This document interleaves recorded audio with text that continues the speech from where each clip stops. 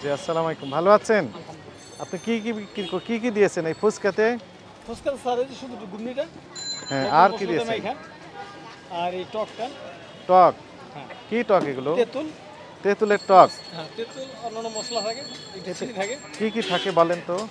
একটু চিনি দিলে টকটা মশলা চিনি না ঘন চিনি দেন? না চিনি চিনি? কয়দিন আগে কাট তৈরি এগুলো?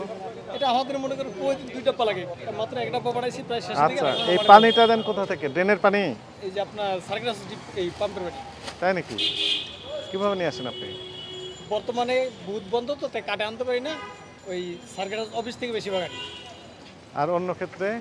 এখানেই সবসময় দোকানদারি করতে এখানে সবসময় তো কেমন যেন ময়লা ময়লা হয়ে গেছে যে? স্যার এটা মশলার কারণে মশলা দিলে তো কালো দেখা যাবে কি মশলা দিয়েছেন? এই যে বিভিন্ন রকমের গুঁড়াটা তেঁতুলের দিচ্ছে তো এরকম কিন্তু এই যে মনে করেন ধুলা বালি পড়ছে সবগুলো খোলা অবস্থায় রেখে দিয়েছেন।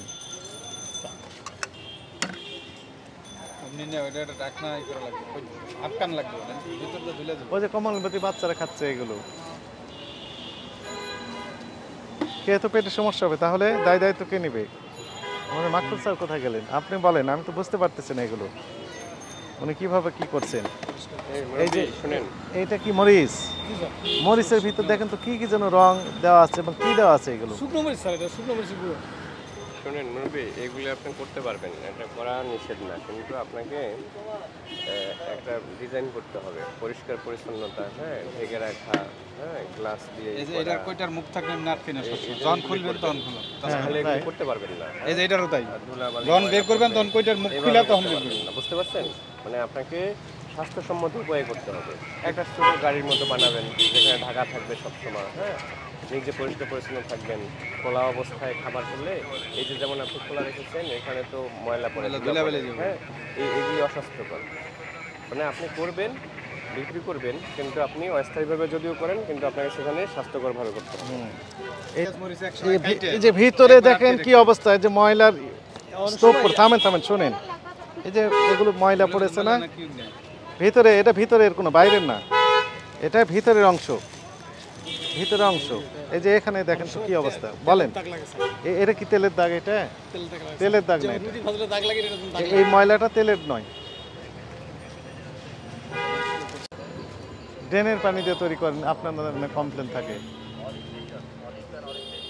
আবার যারা সবচেয়ে ভালো পানি ব্যবহার করে তারা সরাসরি টেপের পানি ব্যবহার করে, তো টেপের পানিও জীবাণু থাকে অনেক সময়। পেঁয়াজটা রেখেছেন কোথায় আপনি বলেন? এই যে দেখেন, এটা কি রাখার জায়গা হলো বলেন? খাবারের জিনিস এগুলো এইরকম ভাবে রাখা যাবে বলেন? আপনি দেখেন, কাছে আসেন, আপনি দেখেন তো এগুলো কি, এগুলো আপনি দেখেন দেখতে পাচ্ছেন কিনা? এই এখানে দেখেন তো কি এগুলো, এখানে কি এগুলো দেখেন, ময়লা আবর্জনা স্তূপ, এর ভিতরে আপনি এগুলো করতেছেন।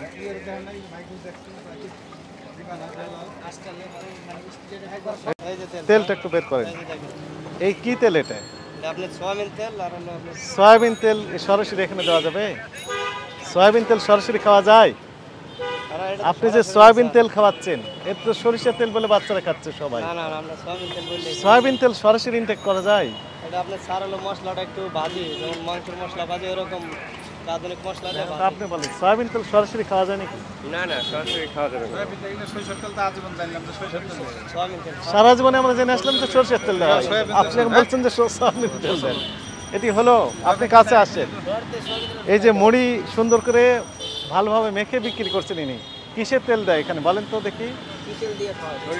সরিষার তেল। কি তেল? ইনি বলছেন সয়াবিনের তেল দিচ্ছেন, আপনারা বলেন এটা ঠিক করেছেন?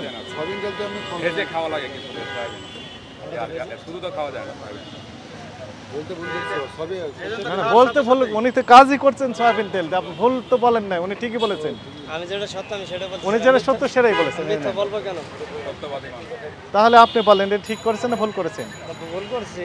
তাহলে আপনি কত বছর যাবত এই কাজটি করে যাচ্ছেন? এটা অল্প দিন, 10-12 বছর? অত হয় নাই, অত বছর হয়নি এখনো? 6-7 বছর যাবত উনি এই সয়াবিনের তেলই খাওয়া যাচ্ছেন মানুষকে, স্পেশালি বাচ্চাদের, স্কুলগামী যে বাচ্চা তাদের। এটি হলো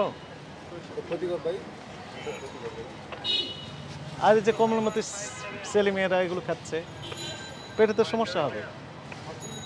এগুলো ফেলে দেন, এক্ষুনি ফেলে দেন, এখানে ফেলেন। তেলের কি অবস্থা দেখেন তো, কি অবস্থা এটা? নতুন তেল এটা হবে? থামেন, দেখান দেখান এই যে তেলের কি অবস্থা। আপনি এইগুলি খাওয়ান